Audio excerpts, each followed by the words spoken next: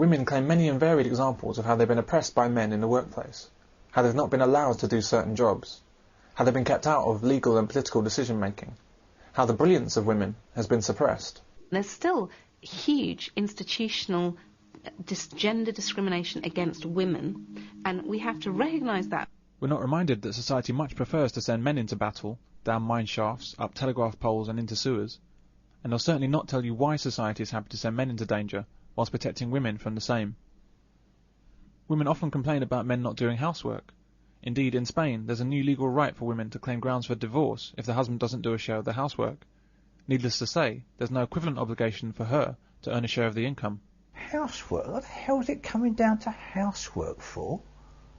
You know, I mean, when am I going to turn around? You could turn around to your wife and say, look, darling, I earn sort of 30,000 a year, so you've got to work your butt off, and I want you to earn 30,000 a year. And if you don't, I want to do something about it. I'm going to do less of this or less of that. You don't, do you? But men don't have this selfish female attitude. They don't want her to do her fair share outside of the home as well as raise children. Everybody loses. It's up to families to decide how they'll live together, not government. One of my brothers, who's 10 years younger than me, he got married to a young feminist, and God, she was a pain in the bum.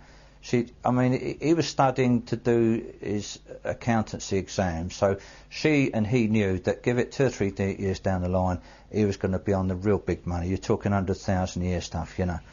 And but he'd get home overnight, and your turn to change the baby's bottom, your turn to give it, and he had to turn around to her one night and say, Lorraine, if you want me to pass my exams, he said, if you want me to earn an awful lot of money in a few years' time, he says, leave me to do my studies. If you don't want me to be earning all that money, he says, yes, I'll change the baby's bottom, I'll take it to bed and I'll feed it. And she thought a bit sensibly for a while.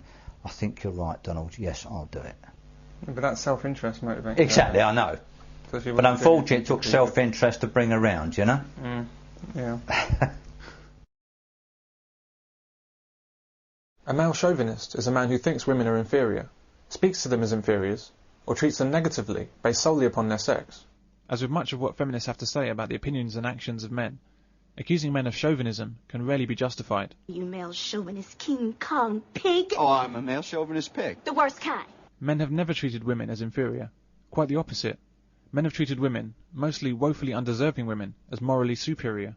Men have sacrificed themselves for women, and put women first on every occasion. The evacuation will now proceed in an orderly manner. Women and children will be loaded aboard first. The 1842 Mines Act of Parliament prevented women from working underground. Men and boys over 10 years old were not protected. Was that chauvinism? Only men were conscripted for the world wars. Was this chauvinism? In the Falklands War, Margaret Thatcher, a woman, sent exclusively men to fight and die. Even royalty doesn't escape risk, as women do. The Duke of York, who saw service as a helicopter pilot in the Falklands. Is this male chauvinism? When the Titanic sunk, it was women to the lifeboats first. Was this male chauvinism? Men created labour-saving devices for women before seeing to themselves. Before air filters were designed to reduce fatal lung damage from coal dust poisoning in mine shafts, men were inventing washing machines and vacuum cleaners for women to make their lives easier. Was this male chauvinism? Or perhaps male chauvinism occurred during the 1950s, when men, and only men, had nerve gas tested on them at Porton Down. Chauvinism has never been a part of male behaviour. If it was, it would be women dying on our battlefields, collecting our garbage, and cleaning our sewers. The third ever Nobel Prize went to a woman. In fact, she was awarded 2 prizes in 2 different fields. If men were chauvinist, we'd never have heard of Marie Curie. Men will always recognise ability where it's apparent. However, where men doubt the abilities of a superior, whether male or female, they're unlikely to willingly follow them. You do not piss around, am I clear? Boss. Can I ask you a question, Bill? Yes, Tony. You ever been a station officer before? No. No, I haven't. General, I'm going to need a military liaison with intel background and Russian contacts. You got it. Oh, and General, make sure he's willing to take orders from a woman. The fact is that men respect ability. If a woman has it, no problem. If she doesn't have it, there's a big problem. This female general probably doesn't know what a bullet looks like, and has certainly never faced one. Men have to earn respect from other men, regardless of station. What happened to saluting an officer when he leaves the room?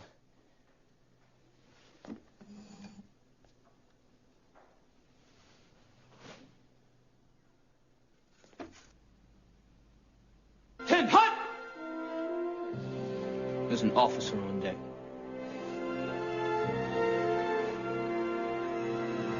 The problem with women is that when they fail to earn respect, they hold up their sex like some kind of shield to disguise their incompetence. My wings are like a shield of steel.